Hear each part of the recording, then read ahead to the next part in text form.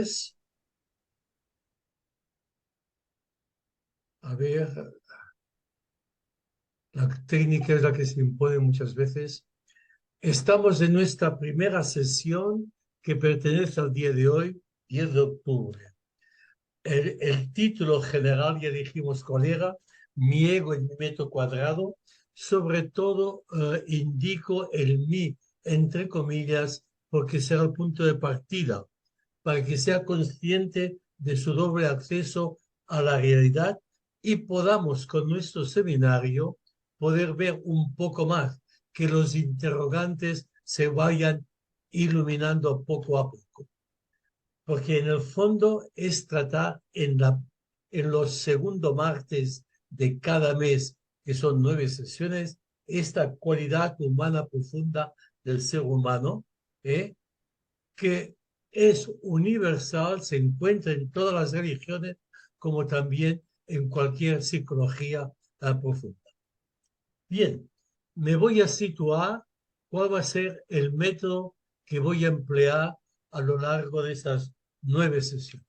Primero, suelo hablar en círculos concéntricos, repetitivo, no soy lineal, no soy ingeniero, ni matemático, ni físico que siguen una línea, no. Yo voy dándole vueltas para poder ir profundizando y clarificando. Por lo cual, las repeticiones son necesarias y en este caso son convenientes, ya que el material o la idea básica es muy nueva, aunque muy antigua. Me gusta más usar metáforas que argumentaciones. Las metáforas nos permiten comprender algo más profundo, aunque como metáfora no son de una lógica. Estaré más o menos una hora dando explicación y luego vendremos un cuarto de hora de preguntas. Y sobre la marcha iremos viendo. Por la cuestión de que el COVID-19 nos trajo modos nuevos de vivir la comunicación. Y este es un ejemplo, que lo vivo como activo, que doy clase, o como pasivo, que la recibo. Hay técnicas nuevas, son las técnicas de información y comunicación. Estamos en un mundo completamente nuevo, con información en tiempo real. Y un punto que yo quisiera dejar muy claro, el punto de partida del seminario que imparto, el punto de partida es la propia estructura personal de cada oyente. De acuerdo que hay que tener la parte cognitiva, pero también es sobre todo esto cómo resuena en mi interior. Por lo cual, vuelvo a poner alguna diapositiva que puse el día anterior, hace justo una semana. El sentido de la condición humana, es decir, nuestro vivir, nuestro percibir, nuestro sensacionar, no radica en la estructura de la personalidad, no radica en el mapa, no radica en la teoría, sino en la experiencia nuestra y en la identificación que tenemos con la vida misma. Pero cuando digo experiencia e identificación con la vida misma, no significa con el mapa, con aquello que yo vivo, que es experimentado a través de mi corporeidad, y al mismo tiempo la corporeidad no agota toda la vida. Y esta vida que nosotros sentimos, sensacionamos, vivimos, es la que crea la estructura, es la que crea la estructura mental, la estructura de la personalidad. Con esta explicación podemos darnos cuenta con el libro que yo titulo El mapa no es el territorio, la estructura de la personalidad es el mapa, que es fruto del territorio.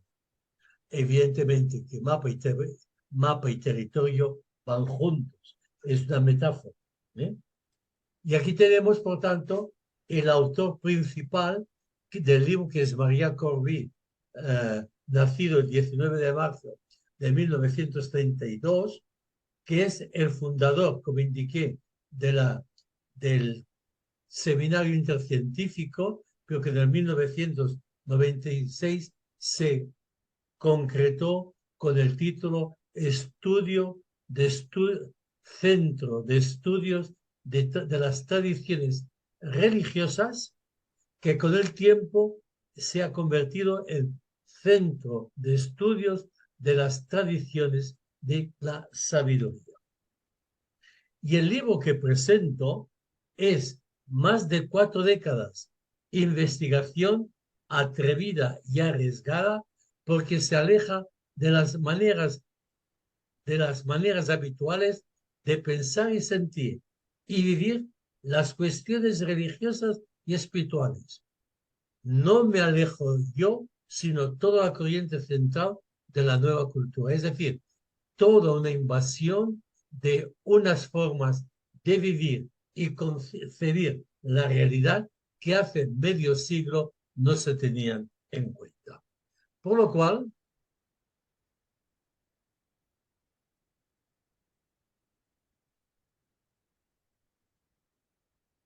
hay una doble experiencia de la realidad.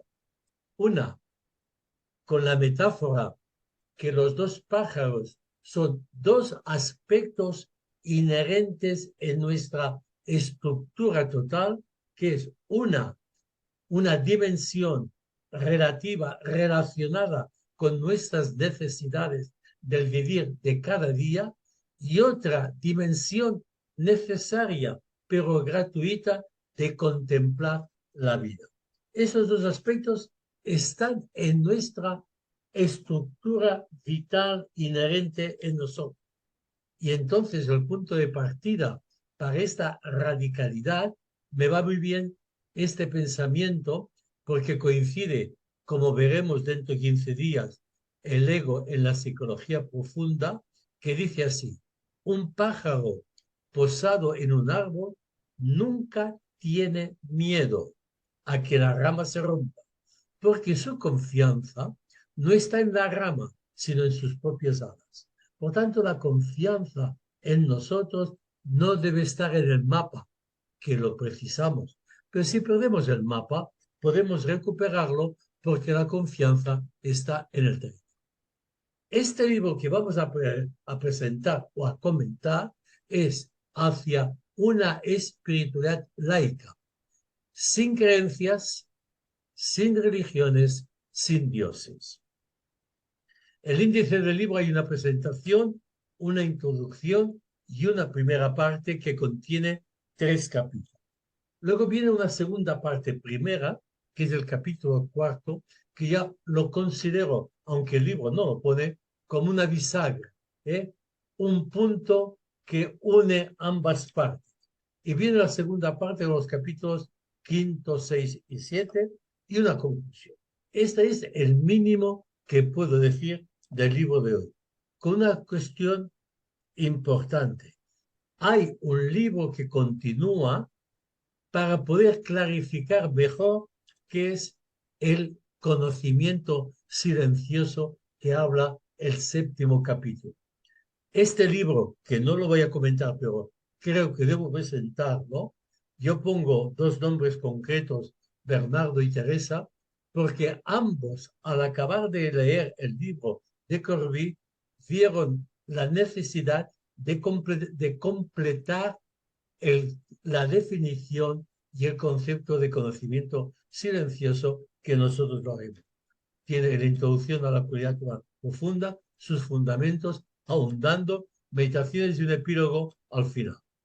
Y luego este libro tiene un apéndice que es muy interesante, que es una conversación de la autora Teresa Guardán con Maria Corby.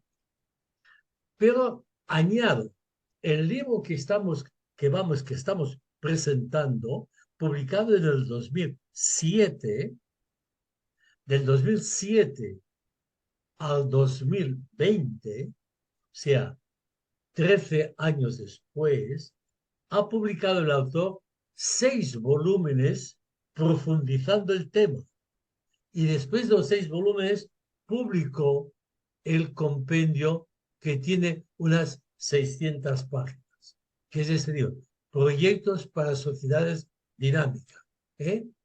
Porque la aceleración del crecimiento de las tecnociencias altera todas nuestras concepciones y valoraciones y provoca la mayor transformación de los modos de vida de la historia moderna. La creatividad tecnocientífica sometida a las exigencias del máximo beneficio en el tiempo más corto posible se está convirtiendo en enemiga de la vida, del medio y de la especie humana. Por tanto, este compendio, que es del 2020, es un compendio de los 6 volúmenes, pero a partir de 2020 aún han salido 2 volúmenes más y en diciembre saldrá el volumen 9. Es decir, que es una obra ímproba, arriesgada, atrevida, que vale. El índice del compendio es Impactos de las nuevas sociedades, bases teóricas de la epistemología axiológica, la cualidad humana en las sociedades de conocimiento, reflexiones, los proyectos axiológicos colectivos, la ontología, la necesidad, y diría, no os preocupéis porque todos esos términos los iremos rescatando, repitiendo, para que queden grabados. Por tanto, del libro nuestro, que hay la primera parte, hoy vamos a tratar la presentación, la introducción y el primer capítulo. O sea, vamos a tratar los modelos culturales de la sobrevivencia humana y la cultura de invento biológico. Esto es lo que vamos a tratar hoy. Intentaremos resumir hoy. Y después vendrán las demás sesiones con los títulos siguientes. Por tanto, esta es la faena de hoy. ¿Qué nos dice la presentación? Desde el 2007. Esto ya lo hemos comentado. Por tanto, hemos de tener en cuenta, partiendo de la presentación, siguiendo el autor del libro, que nos toca ampliar, por cuando él hace esta presentación en el 2007, del 2007 al 2023, aunque sean 16 años, estos 16 años me atrevo a decir que es un siglo de antes. En 16 años han cambiado muchísimas cosas y sobre todo después del COVID, de tal forma que en las conversaciones normales solemos decir antes del COVID, después del COVID. ¿Cómo? Pero antes del COVID y después del COVID, podemos decir que las cosas continúan iguales, algunas mejores y otras peores. Sin ir demasiado lejos, el mismo problema humano que existe en Israel y Gaza, que no tiene palabras. Y me he enterado, porque me han informado hace una hora, que los ultraortodoxos están rezando los salmos de la Biblia, en la cual dice que el Señor va a destruir a los enemigos. Por tanto, rezar cogiendo la Biblia en ese sentido es cogerla al pie de la letra y se rompe, se traiciona, se niega la profundidad de un libro sagrado, cuando todos los libros sagrados leídos simbólicamente siempre defienden la vida humana. Y ahora que he dicho eso, voy a introducir un concepto que debe quedar claro. Y sobre todo me baso en la Biblia en este caso y en los textos sagrados.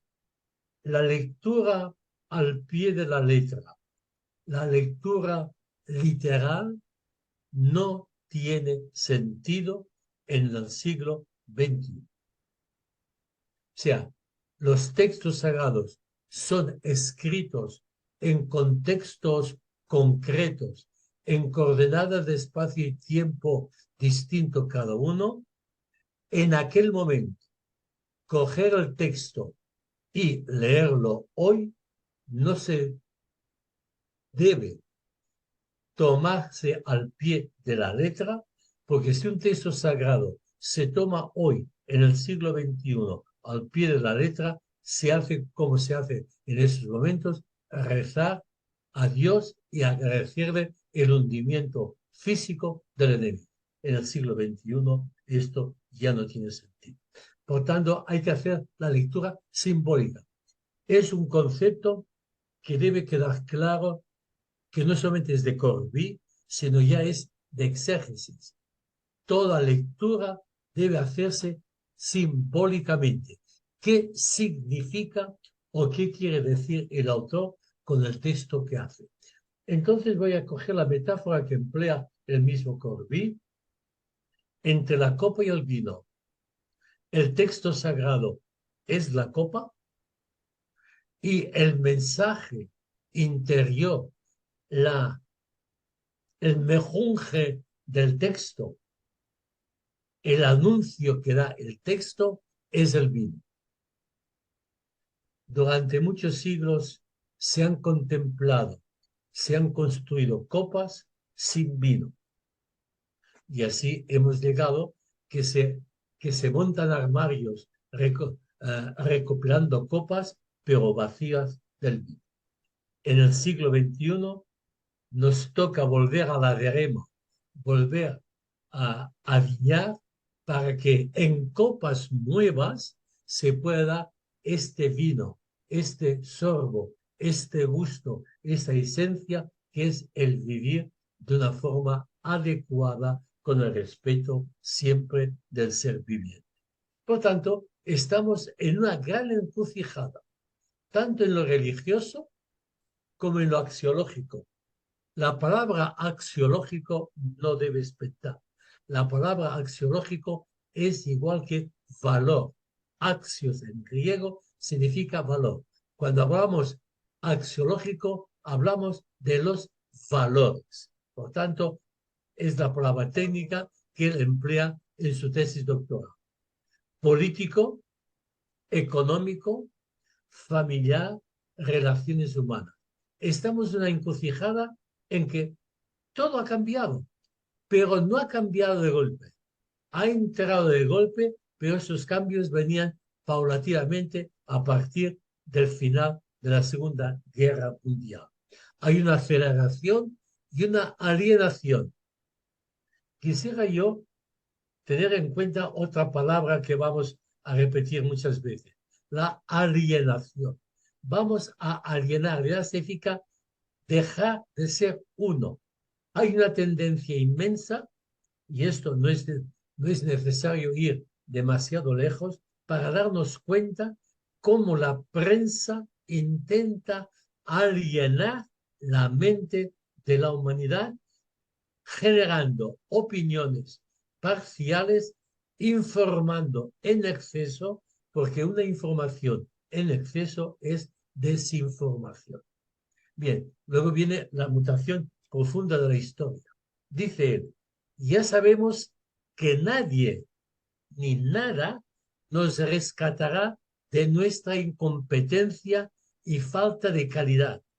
Estamos irremediablemente en nuestras propias manos sin que nadie ni nada nos alivie de esta responsabilidad. Quisiera dar cuenta de que es un pensamiento real, importante, sin metáfora. Es decir, todo está en nuestras manos y todo depende de nosotros. Y entonces viene el colapso de las religiones como respuesta. Es decir, que las religiones, fruto como programas de un tiempo concreto, de unas coordenadas de espacio y tiempo en que los cambios eran lentos, los programas de religión. Y aquí voy a hacer la tercera distinción de hoy. Una cosa es la religión y otra cosa es la religiosidad. La religión es el programa que indica la forma de vivir, de trabajar, o sea que la religión programa la sociedad. El sistema religioso programa la vida colectiva. Pero otra cosa es la profundidad del programa religioso, que es la transformación interior. Este trabajo profundo es lo que hemos llamado a lo largo de muchos siglos religiosidad en términos actuales o espiritualidad. Pues bien, estos términos, avanzo, Corbí le llama cualidad humana profunda. Y yo, avanzando ya el seminario de 15 días, lo cito, el proceso emocional integral, ¿eh? Desde qué lado se vea. Por tanto, estamos de acuerdo. ¿Qué dice Corbí?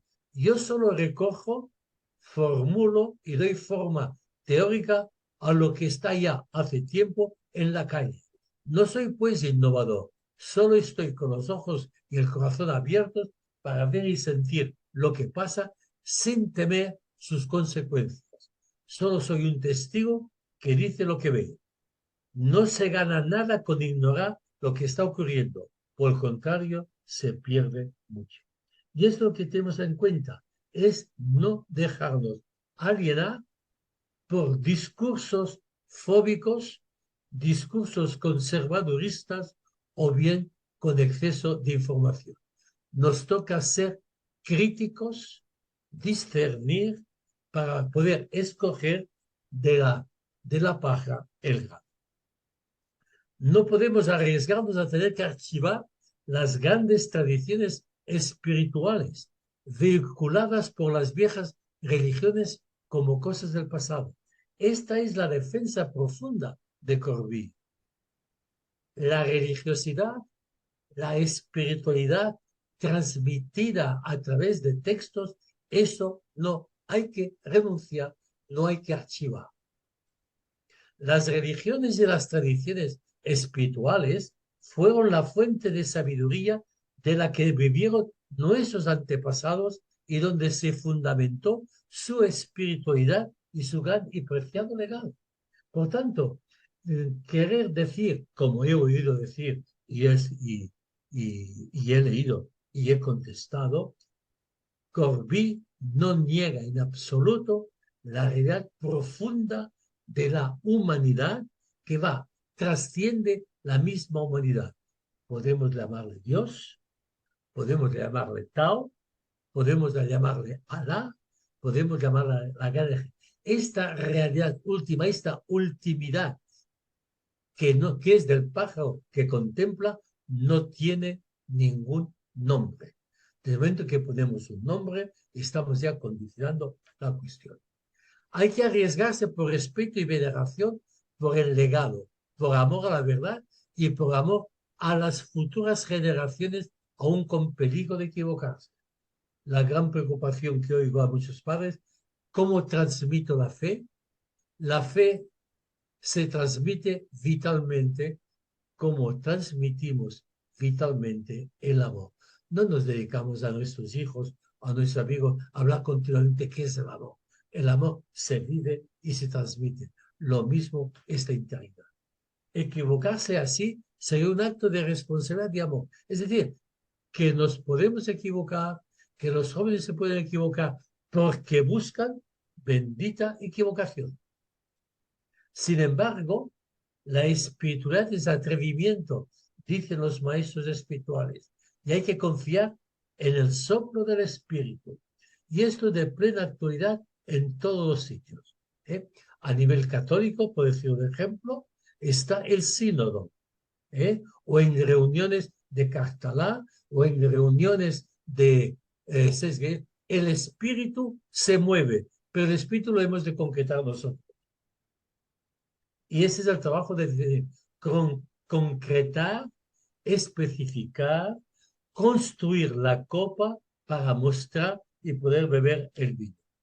Ese espíritu dirigirá nuestros intentos. Y dice él, mientras tenga vida, continuaré caminando. Y aquí este libro, como indiqué el otro día, es una síntesis pedida por sus amigos. Una síntesis de 4 décadas de trabajo. 2007. ese trabajo continúa siendo prolífero 16 años después. Vista la presentación, vamos a hacer una introducción. Se titula La encrucijada a vista de pájaro. Aquí iré un poco rápido porque esto lo vivimos, lo constatamos diariamente. Etapas de evolución.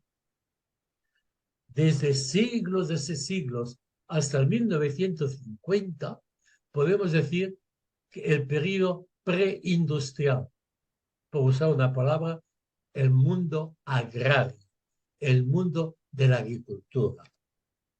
A partir del 1800 hasta el 1990, hubo la industria, la primera gran industrialización mixta, sin dejarlo preindustrial, la ganadería, se fue introduciendo lo industrial, pero pesaba más lo preindustrial que lo industrial. En consecuencia, hubo la parte industrial por una parte y la parte religiosa por otra. Este esquema aún está en funciones en ciertos lugares.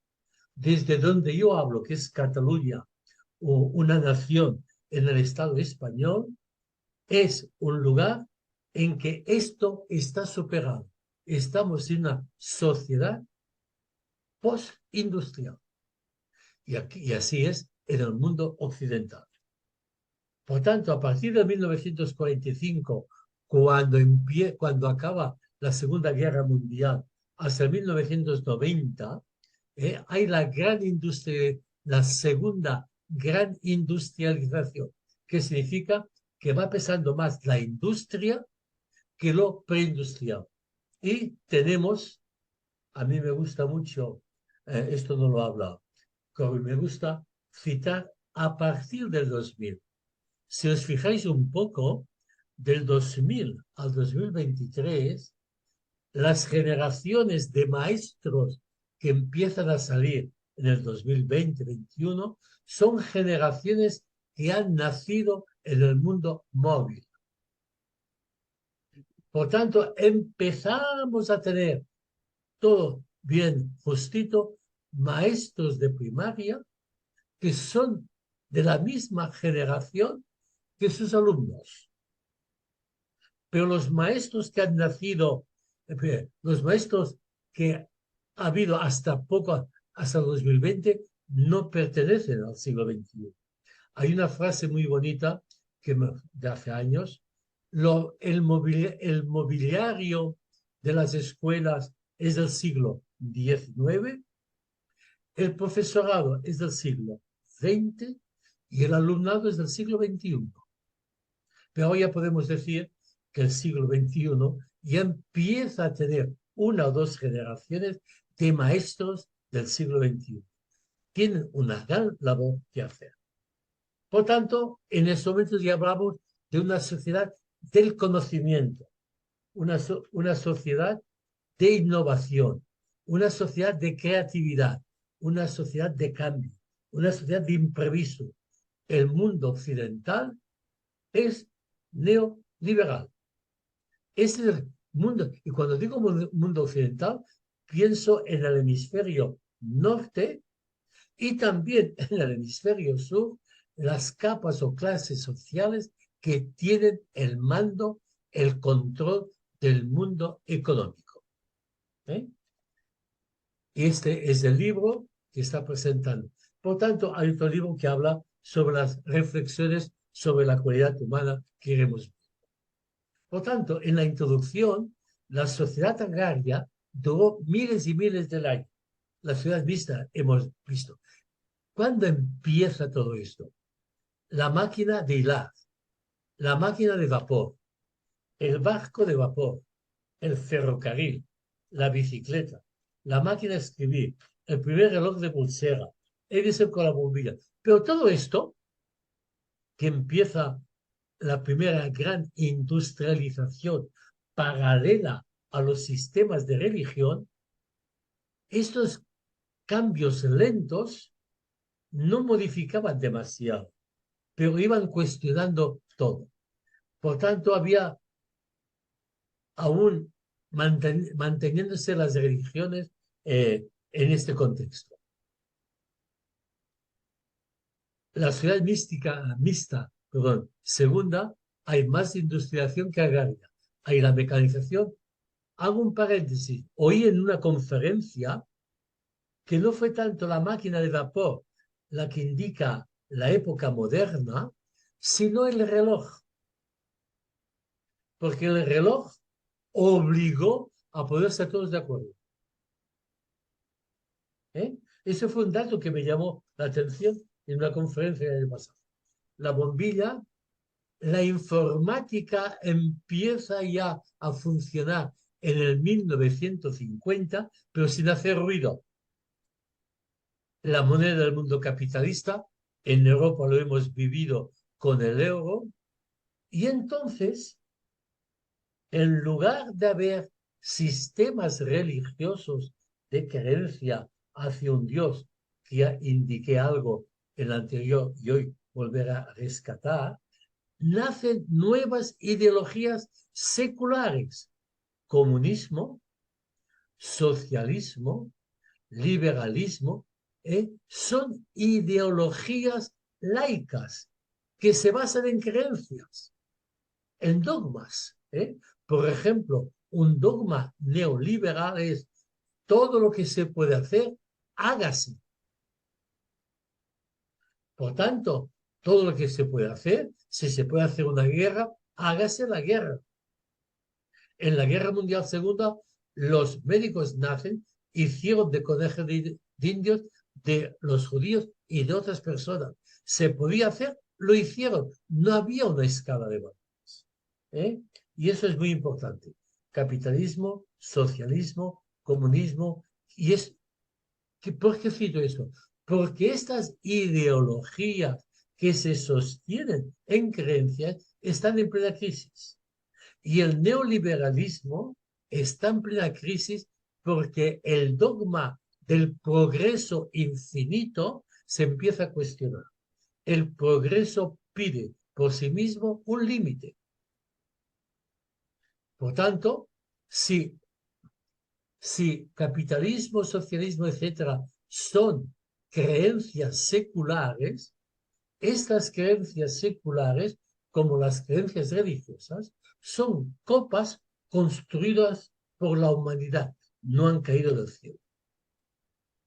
Los países desarrollados del mundo agrario y ganadero, del preindustrial al industrial, y entonces, bueno, esto es lo que nos toca, la gran industrialización actual de la mecanización, electricidad y informática, de la digitalización, y el Japón, el G5, empieza a ser un modelo, bien o mal, ya lo veremos, de que la tecnociencia está al servicio, al función de la humanidad.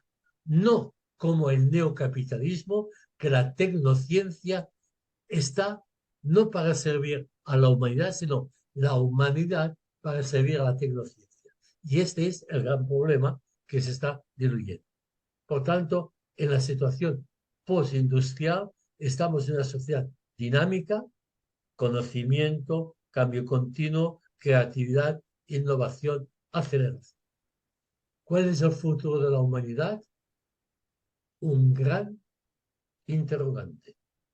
Por tanto, a mí me gusta cuando se habla del optimismo y el pesimismo y se habla de la botella medio llena, medio vacía, hay que decir, el optimismo ve la botella medio llena. El pesimista ve la botella medio vacía. Tanto el uno como el otro ven que hay medio litro. Por tanto, el problema no es ver si está medio llena o medio vacío, sino constatar que hay medio litro. Y al constatar la realidad, puede generar, según sea el espíritu de la persona, un horizonte de esperanza. Y este horizonte de esperanza, personalmente lo tengo. Porque a pesar y junto con todos estos hechos que la prensa manipulada, gestionada por el poder económico, nos emborracha de información interesada, hay que ser críticos para decir, a pesar y junto con eso, la humanidad ha avanzado. Y la humanidad continúa avanzando. Si no, no estaríamos donde estamos. Porque solidaridad, compañerismo, ayuda, comprensión, esto es lo que viven los diferentes pueblos que conforman la humanidad. Pero esto no vende, esto no le interesa a la autoridad o al poder profundo que no son los políticos. Por tanto, no hay que perder la esperanza. Por eso a mí tengo mi penúltimo libro titulado El ser humano es un ser confianzal, esperanzal. La esperanza y la confianza son fruto de esta profundidad, de una madurez integral o de una vivencia de la cualidad humana profunda. Por tanto, la sociedad del conocimiento, la base es, en esta sociedad del conocimiento, la base es el conocimiento científico, innovación, dinamismo, creatividad. Y aquí suelto un libro, ¿quiénes son los dueños del planeta? Y te cita 5 o 6 personajes que se han reunido relativamente poco y son los que tienen el poder económico haciéndolo. Es un libro de información. Por tanto, el progreso sin límites, lo que se pueda, se hace. No hay fronteras de límite de Estado. Fijaos bien, plutocracia significa gracia, significa poder y Pluto significa rico. El poder de los ricos que llevan al control biopolítico, no llevan al control territorial. Si lo llevan al control biopolítico, significa control de toda la humanidad. ¿Cuántos padres tienen a sus hijos controlados con el GPS? Y nosotros, ¿cómo estamos controlados? Y con el algoritmo, que no es más que pura tecnología con rapidez de cálculos, estamos controlados. Aprieten un botón de Hacienda, puede apretar un botón y tenemos en un segundo todas nuestras cuentas. ¿Qué más control quieren? Visto esto, hay un colapso, por tanto, de las creencias religiosas y laicas. Acentúo, creencias religiosas y laicas. Y estamos en una cultura judía cristiana que desaparece. Y la crisis de esta desaparición de la cultura judía cristiana la tenemos en el mundo occidental con la religión cristiana. Religión cristiana en tanto que sistema de religiones. Indiferencia cultural en las religiones y la política. Si realmente los políticos quieren que nos desentendamos de la política, que continúen actuando como actúan. No empujan. Y la religión lo mismo, que continúe hablando al pie de la letra de lo que son los símbolos. Segundo punto, en el mundo occidental, las iglesias vacías, sin sacerdotes. La crisis fuerte será en el 2050, cuando los sacerdotes que tienen ahora de 30, de 25 a 50 años, tengan de 50 a 75, con su color negro de arriba a abajo, o el cardenal con toda su púrpura encarnada, y estén las iglesias vacías. Por el momento las iglesias están llenas de personas de 60 hacia arriba. Dentro de 27 años, esas personas, la mayoría, habrán muerto. Juventud desorientada. La sociedad, no hay puntos de referencia, no hay certeza, sí seguridades. Y es lo que hoy mismo he podido leer, se habla de la pandemia mundial del móvil. o la pandemia mundial movilística. Bueno, es que es normal. 1960 más o menos, cuando aparece la televisión. Cuando aparece la televisión, cantidad de artículos criticándola que va a destruir la familia. Han pasado 60 o 70 años y la televisión está en todos los sitios, incluso en el móvil. ¿Ha destruido la familia? No. ¿Es un medio constructivo? Sí.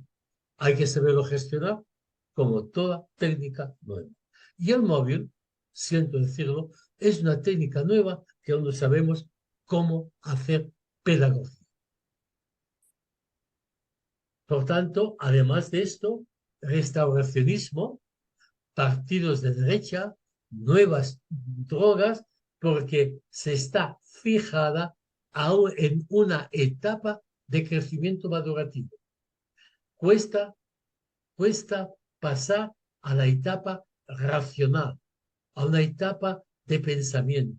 Por tanto, hay un libro que he presentado el otro día, Repensar la religión, de Amando Robles, sociólogo, un profesor de universidad de Costa Rica, dice el subtítulo, pasar de la religión de creencias a la religión del conocimiento. Y hablaremos más tarde de conocimiento. Y estos problemas, por suerte, están ya en la palestra, encuestas. Que yo sepa, en España no hay ninguna prensa que haya puesto como título grande crisis de la Iglesia Católica en el Sínodo. Pues el diario más importante de Francia, Le Monde, lo pone en primera página. Alguna cosa está pasando. Por tanto, las nuevas sociedades de conocimiento, de cambio, de comunicación, de innovación, de creatividad, de proyectos, son libres para cultivar las dimensiones humanas, que en el pasado cultivaron las religiones o para dejarlas en completo barbecho, con los riesgos y pérdidas que eso va a comportar. Lo que no pueden hacer globalmente y a medio plazo es intentar mantener vivas las religiones fuera del contexto cultural, social y económico en que nacieron, se desarrollaron y vivieron durante milenios. Esto no lo puede. Y con esto acaba Corby de hacer la presentación, de hacer la introducción. Y entonces, me lo salto, son textos de una conferencia sobre los fake news y los deepfakes, las falsas noticias y las noticias profundas, que lo hace un autor que se llama Michel Mácula, definición, o sea, entramos en toda una época que hay que definir conceptos nuevos que yo no los conozco sobre este mundo movilístico del teléfono móvil. Y aquí voy a avanzar un punto importante. Cuando hablamos del acto central, el motor central, el motor laboral, el acto de sobrevivir, aquello que una cultura, el punto de partida para vivir, lo que es motor o acto, este acto central se explica con una metáfora. Por tanto, cada cultura, cada etapa que veremos, tiene un acto central distinto. El acto de sobrevivir es distinto. Al ser el acto de sobrevivir distinto, que no anula el anterior, el que es operante, este acto central es el que da pie a las nuevas metáforas.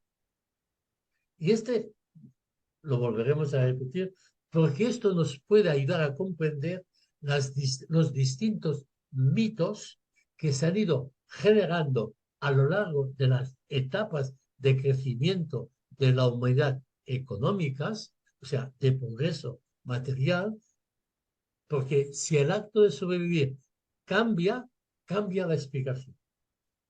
Por tanto, en el siglo XXI, postindustrial o de la sociedad de conocimiento, el motor, el acto de sobrevivir es la tecnociencia. ¿Qué diferencia hay entre el acto motor tecnociencia y los actos de subir de las épocas anteriores? Las épocas anteriores, el acto central que generaba una metáfora, generaba al mismo tiempo, como era una programación que abarcaba todo, había una escala de valores. Ahora, en la sociedad de conocimiento, el acto de sobrevivir, que es la tecnociencia, este acto en sí no tiene ningún valor.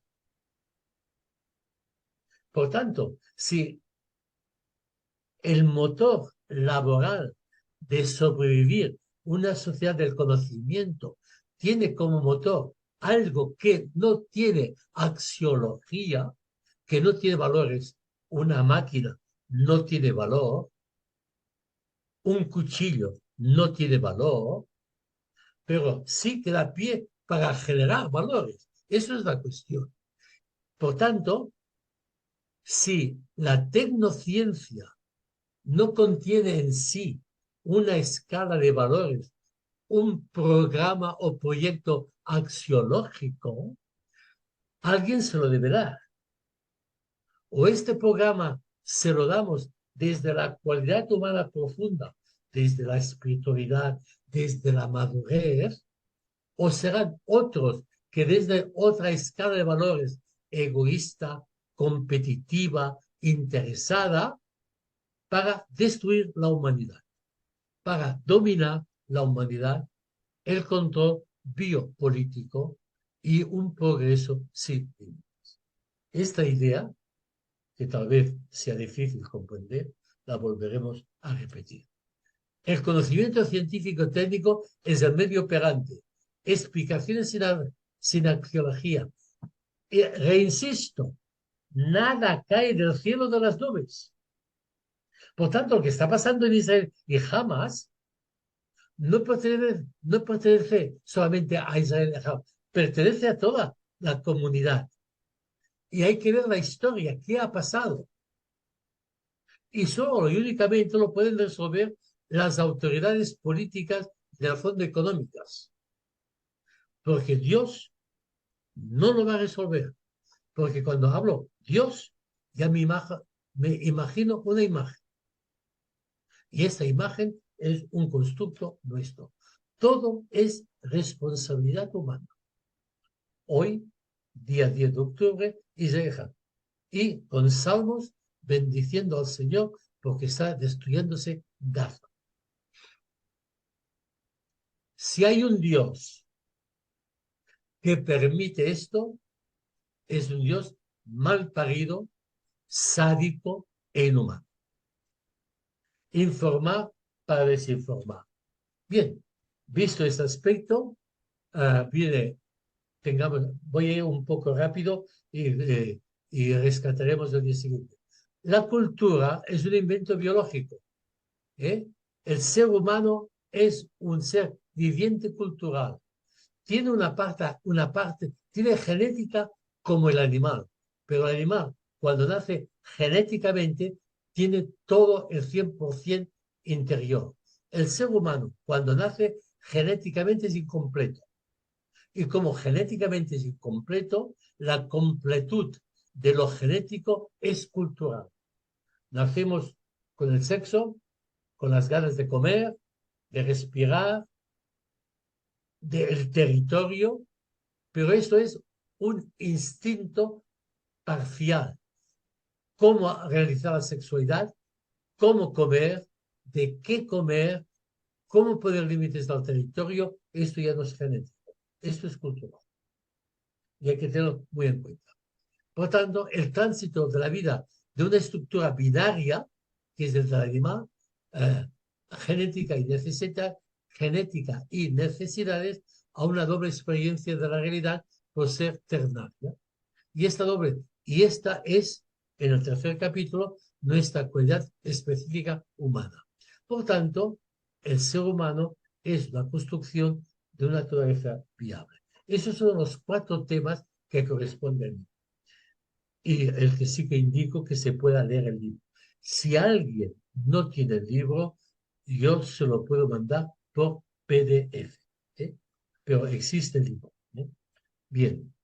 Genéticamente somos potenciales, determinados en algo genéticamente, pero la completud de lo genético es cultural. Un ejemplo del 1997 que estuve en un congreso en Granada cuando era miembro de la Asociación Internacional de Estudios Médicos Psicológicos Religiosos. Me acuerdo que la antropóloga explicó que en una tribu los mayores, las mujeres, enseñaban a masturbarse a las niñas. Y otra tribu, los ancianos y las mujeres, prohibían masturbarse a las jóvenes. Genéticamente hay el clítoris, culturalmente dependerá de cómo tenga la mentalidad. Digo esto porque determinados en algo genéticamente, pero la completud es cultural.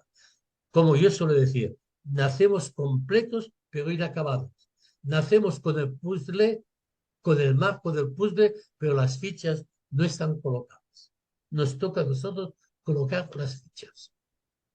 Por tanto, en este punto, la condición fundamental de nuestra especie es ser viviente cultural. Sin cultura no somos animales viables. ¿Eh? Nosotros precisamos lo genético y lo cultural. Y la cultura establece lo que es real y determina. Por tanto, todo comportamiento humano es cultural, con una base genética. Somos animales vivientes que no hemos bajado del cielo. Además, la cultura crea la lengua como instrumento para la acomodación al medio. Hoy no tendré tiempo, pero habrá que plantearse la antropología. Palabra antropología significa la reflexión sobre el hombre. Nosotros tenemos la antropología, básicamente hay una doble antropología que pulula por aquí. La antropología alma y cuerpo, espíritu y cuerpo, muy platónica, que ha marcado mucho, por desgracia, la cristiandad. Y tenemos la otra, también es animal racional, que también se ha implantado desde acá en nuestra cultura occidental. Ninguna de las dos se basa en la realidad. Hay que empezar a emplear la del ser viviente, aquello que se basa biológicamente. Y lo que se basa biológicamente para el crecimiento del ser humano es el habla. Y el habla, como indicaba ya en la presentación, nos va a dar paso a una doble entrada a la única realidad. ¿Eh? Por tanto, la cultura crea la lengua como instrumento. Y es indeterminado el vivir, el comer, el sexo, el organizar. Eso es un trabajo nuestro. Bien. La cultura va más allá del sobrevivir. La cultura da la metáfora. Ser animal se relaciona a la genética y ser humano se relaciona con la cultura. Ahora bien, mi cultura es la verdadera, las otras son bárbaras. Y es otro punto que está en plena actualidad. Y la cultura es funcional. Y por tanto, si la cultura es funcional, la cultura es fruto del habla, el habla crea lo real con palabras. Por tanto, no sabemos nosotros que la realidad es una construcción cultural nuestra. Tengamos en cuenta que el animal es dual, sujeto de necesidades y un mundo correlato a este cuadro de necesidades. Y como el ser humano es un animal ternario, está sujeto a necesidades como el animal, pero gracias a la lengua construye la realidad, construye la explicación de la realidad, no la descripción, de otra forma. Y tiene esta doble experiencia de la realidad como indicado. La relativa al cuadro de necesidades cuyo responsable de gestionarlo es el ego, lo que voy a tratar la sesión siguiente, que es el cuarto martes de cada mes. La cuidad humano es el segundo martes de cada mes. Y luego hay la experiencia absoluta que no está relacionada con cuadros de necesidades. Y este aspecto es necesario, pero gratuito e independiente de toda relación con nosotros, con lo dado. Esto es lo importante. Necesidad relativa, absoluta, realidad absoluta, sobrevivir y valor. Ese esquema, como también explicado de otra forma, dimensiones de necesidades, dimensión gratuita, la palabra y el silencio. El diamante famoso. El ser humano es un diamante que debe darse cuenta que es poliédrico, tiene muchas caras, pero que la luz le es dada desde el interior, no la producen las caras poliédricas. Por tanto, la dimensión absoluta es una experiencia no trascendental más allá de este mundo, sino experiencia de este mismo mundo al que tenemos acceso con nuestros sentidos, nuestro sentir, nuestra mente y nuestra acción. Pero visto, comprendido y sentido como existiendo y valiendo con total independencia de nosotros y de cualquier relación con nosotros. Esta es lo que el pájaro que no come, que contempla algo que le es dado, algo que gracias al agua ha podido darse cuenta que hay un conocimiento, no que representa las cosas, sino un conocimiento que reconoce esta realidad que no tiene palabras. Rasgo, experiencia absoluta, resultado de una innovación. Su utilidad es no encastarnos en una única lectura de la realidad, y la experiencia absoluta abre la mente a otro tipo de conocimiento de la realidad, la sensibilidad del corazón a un amor por las cosas y las personas no egocentradas. Estas ideas saldrán repetitivas. Estamos en el primer capítulo, que la cultura es un invento biológico. Experiencia o dimensión, estos son esquemas distintos que repiten la cuestión. Por tanto, la lengua construye un artificio muy ingenioso. Traslada el significado que tienen las cosas para nuestra vida de seres necesitados de las cosas mismas a un soporte acústico que es la estructura fonética. Vosotros me estáis escuchando gracias a mi vibración de las cuerdas vocales a vuestra acústica auditiva. Pero eso no es la realidad, ni es la descripción de la realidad. Nos permite acercarnos a esta realidad.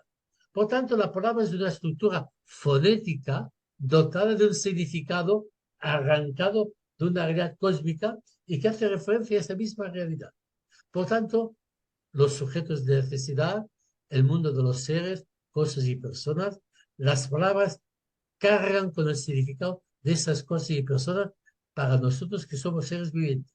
Y entonces, esa separación hace comprender y sentir que las realidades no se identifican con el significado que tienen para nosotros.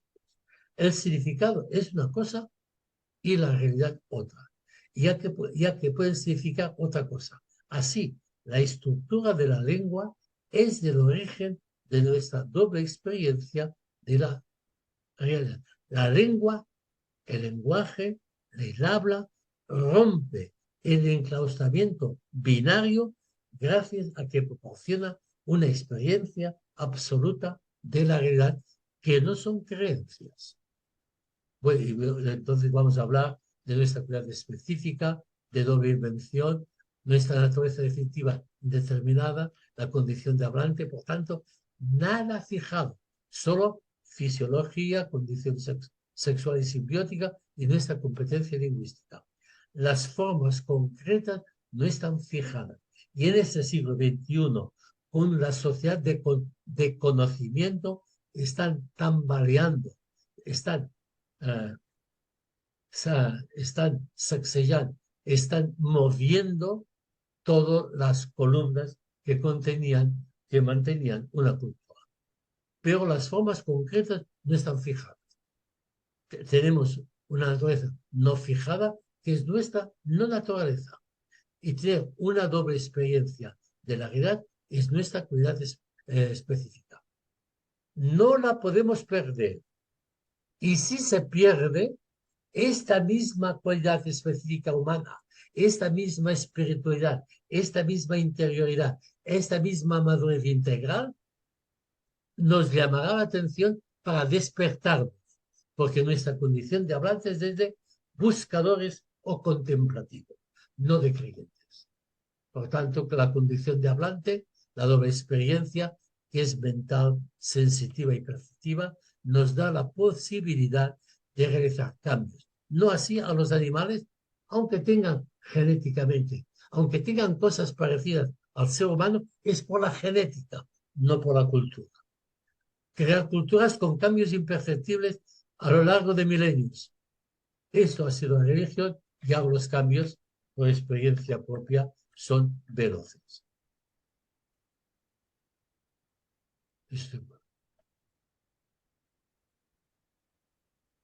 Bueno, y aquí con esto vamos a ver la clase siguiente, las 4 etapas de cazadores y recolectores con su acto central de sobrevivir, con los horticultores de lluvia, acto central para sobrevivir, agricultores de riego, acto central para sobrevivir, y ganaderos, acto central para sobrevivir. Y esto a lo largo de miles de años, por lo cual las nuevas tecnologías de aquel tiempo, luz, fuego, rueda, no modificaron nada, se adentraban, se incrustaban en la cultura sin cuestionar nada. Pero aquí veremos cómo los mitos expresan esta evolución. Nuestra labor es humanizar la homonización. El simple hecho de nacer no nos hace humanos, pero se puede aprender.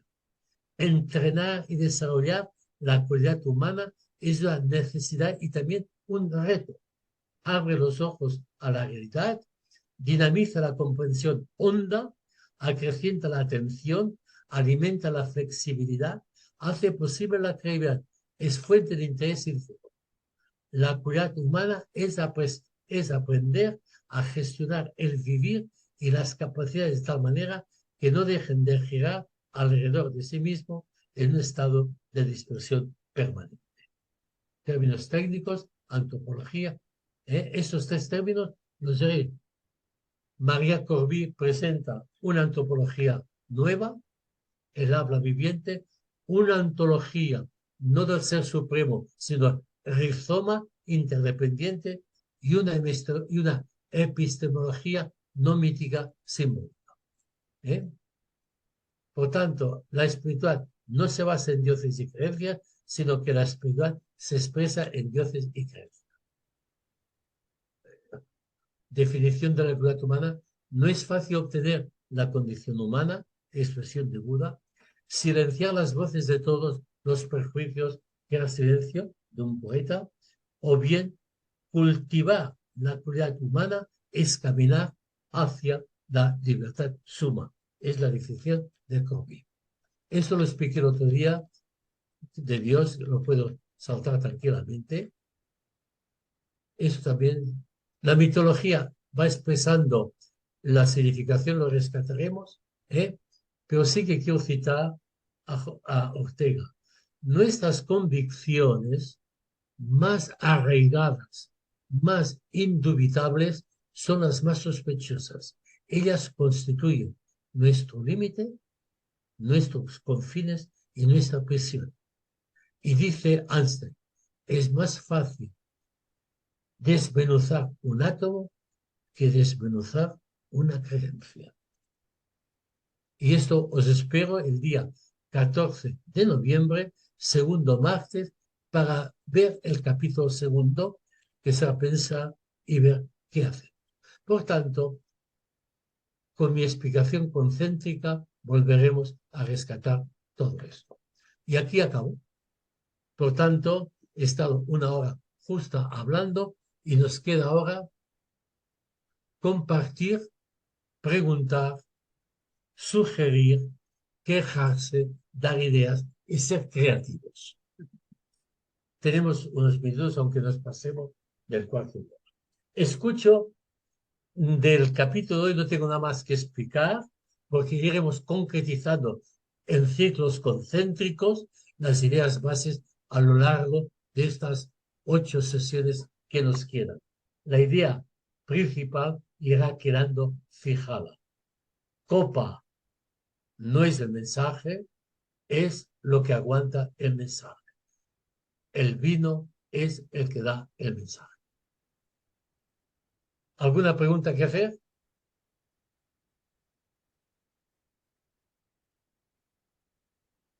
Y queda la sesión queda grabada, ¿eh? Por tanto, preguntas.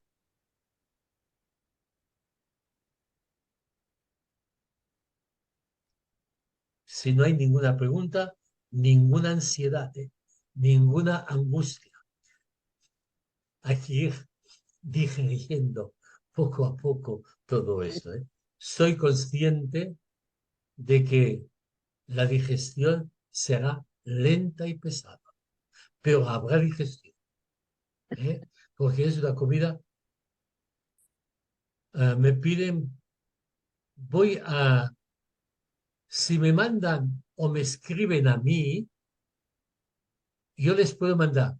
Mi correo electrónico es el siguiente. Dicto. J. P. A. T. U. E. L. J. Patuel. Arroba. C. De Colombia. O. De organización. C. De Colombia. Perdón. Repito, después de arroba. C. De Colombia. O. De organización. P de patrulla y C de Colombia. COPC punto C de Colombia, A de Alemania, T de Tarragona. Si ustedes me mandan el correo, yo les puedo mandar directamente el PDF del libro, ¿eh? De momento con este libro, que hay bastante, ¿eh? El compendio es muy interesante, pero yo le decía al autor, digo, María, uno debe quererte mucho para leer 600 páginas. El libro que presento tiene solamente 300. Se puede digerir, pero 600 páginas hay que tener mucho amor, mucho aprecio y mucho respeto al autor. Pues he contestado a esta pregunta, ¿eh? He contestado. ¿Alguna pregunta más? Yo quería dar las gracias porque el tema es muy complejo, muy delicado y muy valiente por su parte, porque hay temas que a veces am, cuesta un poco hablarlos, porque son muy complejos. Hay que tener una mente muy abierta para entender toda la complejidad de lo que nos dice Courbet. Además, me atrevo a dar una afirmación. Este tema no lo van a tocar el sí. De eso estén ustedes segurísimos, ¿eh? Porque hablar de esta forma no es ir contra el sínodo ni contra la iglesia, es presentar un nuevo proyecto, es una nueva antropología. Por tanto, el discurso que hemos tenido hoy y que vamos a tener las sesiones siguientes es un diálogo nuevo, porque es un punto de partida nuevo. De aquí, fruto ya de mi experiencia personal, cada vez que profundizo, me sale más respeto a la diversidad. Sí. Un gran respeto a la diversidad.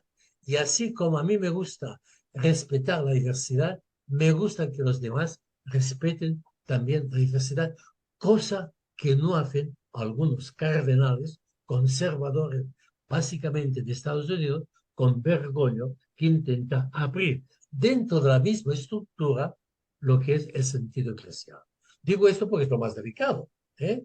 Pero por tanto, el tema, y en esto tienes razón, es delicado, complejo, porque cuestiona los fundamentos de nuestra cultura para dar respuesta profunda a lo que las religiones no pueden dar a una sociedad del conocimiento. Y la gran inquietud de Rubí es, hay que salvar esta riqueza para que se pueda vivir en esta nueva sociedad tecnocientífica que los proyectos o programas de religión no dan, pero sí la profundidad o el mensaje de cada religión sin su copa. Bien, ¿alguna pregunta más? Si no hay nada más, gracias por vuestra atención. La sesión queda grabada y por este tema hasta dentro de un mes. Por el tema del ego hasta dentro de 15 días. Muy bien, muchas Buenas gracias. tardes a Dios, todos. buenas tardes. Buenas tardes. Gracias. Gracias.